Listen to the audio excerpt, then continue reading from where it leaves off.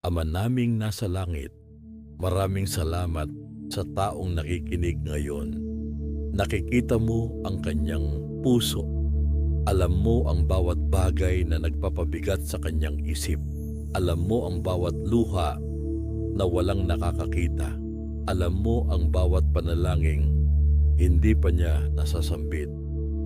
Sa pangalan ni Jesus, hinihiling ko na ibuhos mo ngayon ang iyong banal na kapayapaan.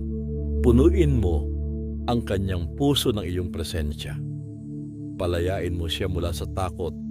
Palayain mo siya mula sa sobrang pag-aalala. Palitan mo ng pag-asa ang kanyang panghihina. Palitan mo ng pagtitiwala ang kanyang pangamba. Palitan mo ng kahinahunan ang kanyang kaba. Bigyan mo siya ng mahimbing na pahinga. Pagpalain mo ang kanyang pamilya.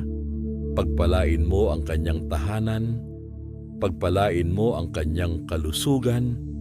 Pagpalain mo ang kanyang kabuhayan. Pagpalain mo ang kanyang kinabukasan. At sa bawat araw ng kanyang buhay, maranasan niya ang kapayapaang nagmumula lamang sa iyo, sa makapangyarihang pangalan ni Jesus. Amen.